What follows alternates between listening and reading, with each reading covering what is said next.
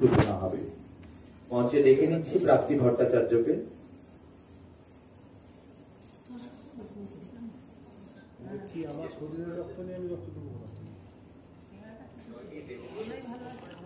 না থাকুক নিয়ে নিক, আবার তৈরি হয়ে যাবে সব দিনে।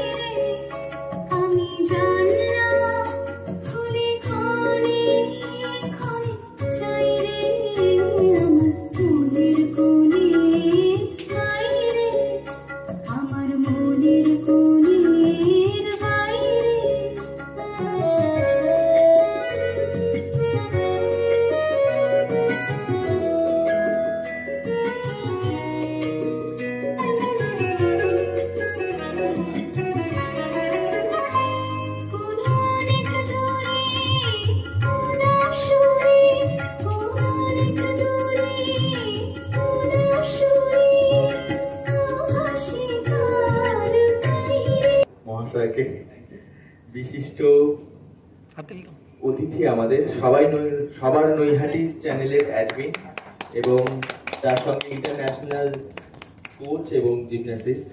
তো সম্রাট দাকে বরণ করে নেবে আমাদের রঙ্গসেনার সদস্যা শ্রীমতী অসীমা রায়। অসীমা রায়কে মঞ্চে আসবার জন্য অনুরোধ করছি। সম্রাট তাকে বরণ করে নিচ্ছেন এবং আমাদের দলের কর্ণধার ধ্রুপদ ঘোষের হাতে তৈরি একটি স্মারক। সম্রাটদার কাছ থেকে প্রথমেই কিছু কথা শুনে নেব।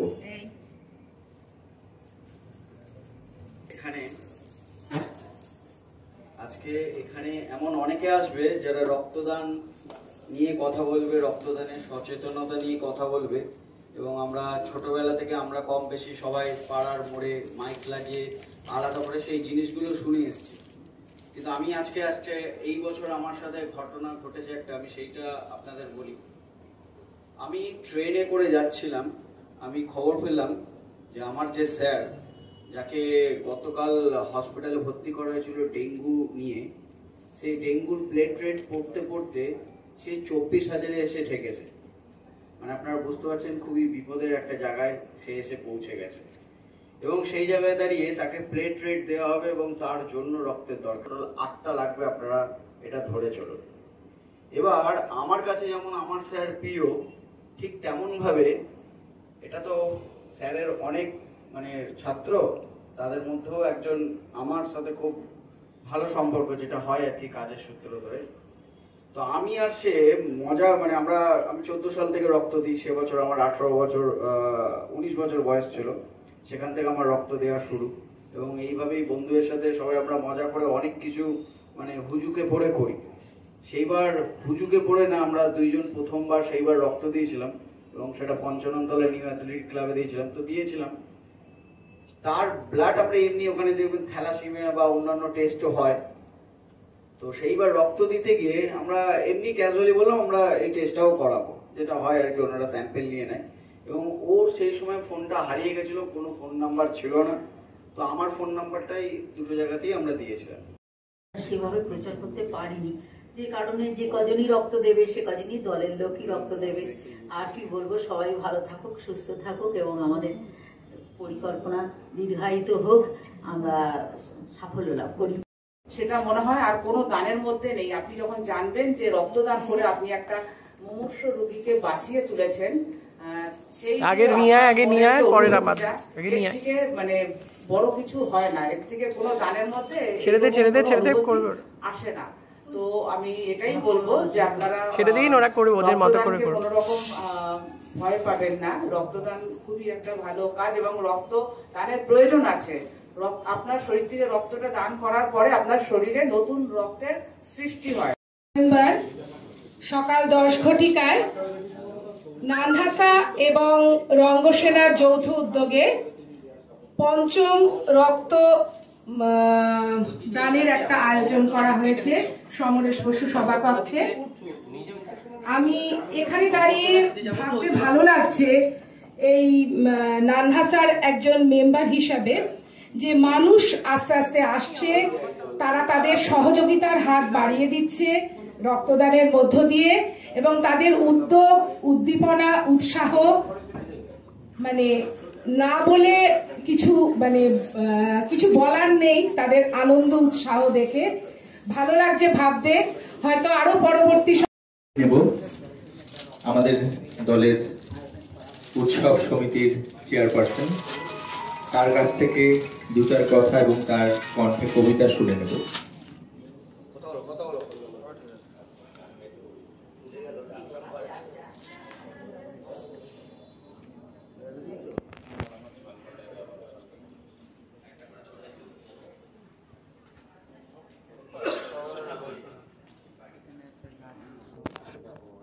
নমস্কার, সবাইকে সাদর আমন্ত্রণ আমাদের রঙ্গসেনার আজকে রক্তদান শিবিরের পঞ্চম বর্ষ।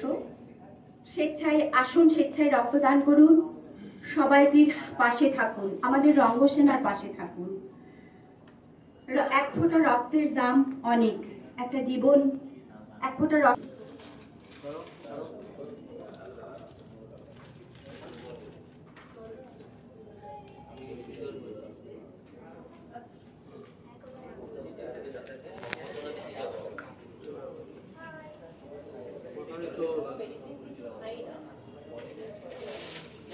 আমি একটা কবিতা পাঠ করছি।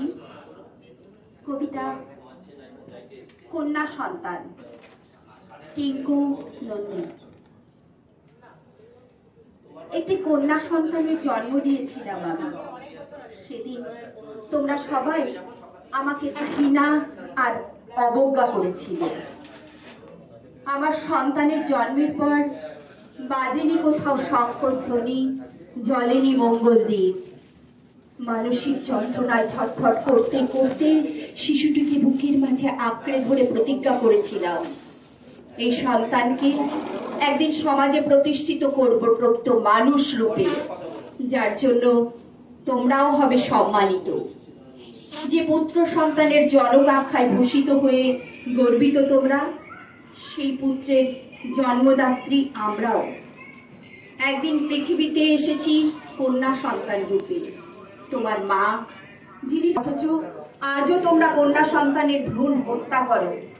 কন্যা সন্তানের জন্মের পর আসে না খুশির জোয়ার, পরে শুধু দীর্ঘশ্বাস, আর শোনা যায় হতাশার করুণ আর্তনাদ, হাহাকার। নমস্কার।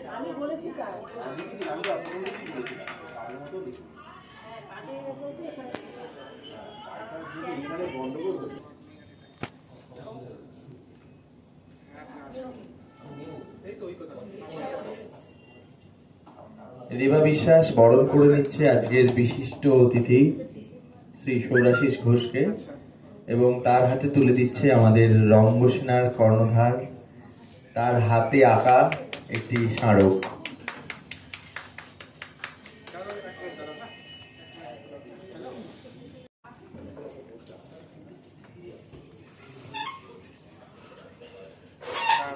প্রথমত রঙ্গসেনা এবং নানহাসার উদ্যোগে এত সুন্দর একটা রক্তদান শিবির হচ্ছে, তো এর জন্য প্রথমত আমি সমস্ত কর্ণধারদেরকেই অনেক অনেক ধন্যবাদ জানাই যে রক্তদান যে বিষয়টা আমরা প্রয়াস করে থাকি, এবং আজ থেকে নয়, প্রায় 2020 সাল থেকে আমরা শুরু করেছি কাজটা।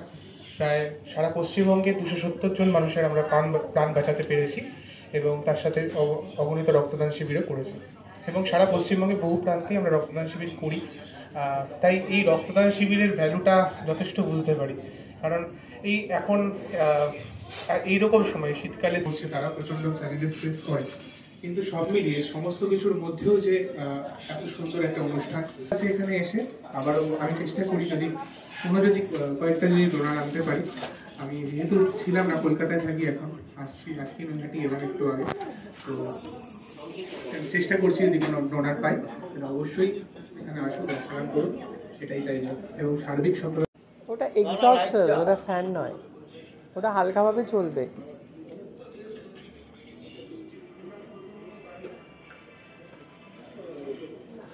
ফ্যানটা বন্ধ কর তো দেখি, ফ্যানের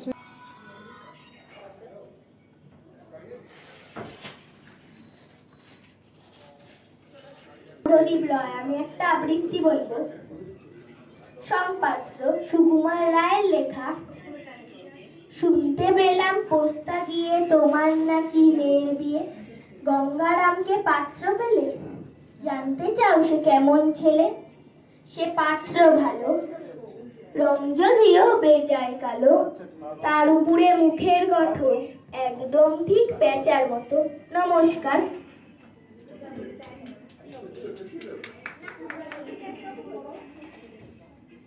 অনেকটা ও যেমন ছোট্ট সদস্য, সেরকম ওর কবিতা পাঠটাও খুব ছোট করে ও সেরে ফেলেছে। এটা খুব একটা মজার বিষয়। তো আমাদের মধ্যে আমাদের নান্না স্যার বড় সদস্য, সে কবিতা পাঠ করবে বলছিল। কিছু বার্তা, অপরাজিতা রায়কে ডেকে নিচ্ছি, অপরাজিতা সাহাকে ডেকে নিচ্ছি, সে কবিতা পাঠ করবে। হাত ভাঁজ করে বসো, পুরো দিও না। কেমন লাগলো রক্ত দিয়ে? আমাদের মিতাদি আরেকজন ইয়াং সদস্য, সে কিছু বলবে একটু পরে। তো অপরাজিতা সাহার কবিতা শুনে ওদের বসতে দিন আর খাপ প্যাকেটটা দিন। নমস্কার। রবীন্দ্রনাথ ঠাকুরের অনন্ত নিচেও বসতে পারো, নিচেও বসতে পারো যদি। শতরূপে শতবার জননী জননী।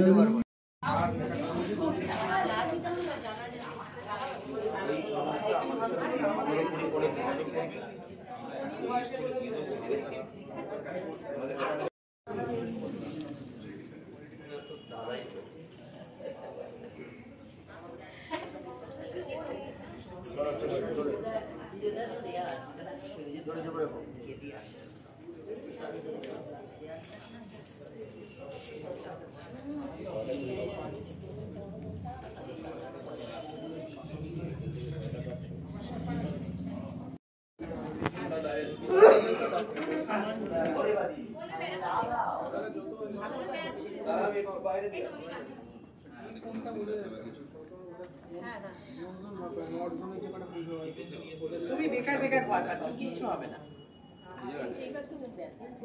মনে মনে ভাবছেন এসব। হ্যাঁ, মাথার মধ্যে ওগুলো চলছে, সাইকোলজিক্যাল প্রবলেম, কিচ্ছু নয়। না, ভালো লাগবে।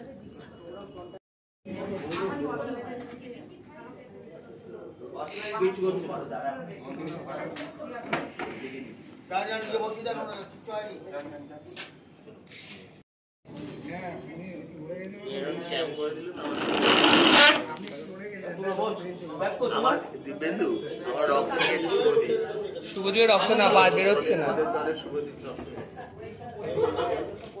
এই তুমি যাও চেক আপ করো ভাই। হ্যাঁ হয়ে গেছে, ওখানে দেবো তো, ব্যাগ দেবে তো, উনি ওই দিদি দেবে তো ব্যাগ।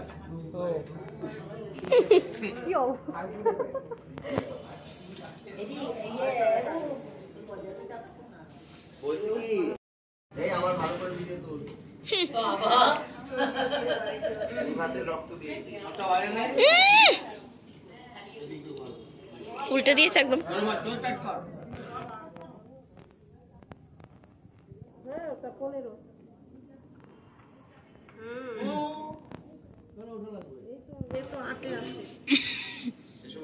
কানে গান চালিয়ে নিয়ে শুয়েছে, কানে গান চালিয়ে নিয়ে শুয়েছে।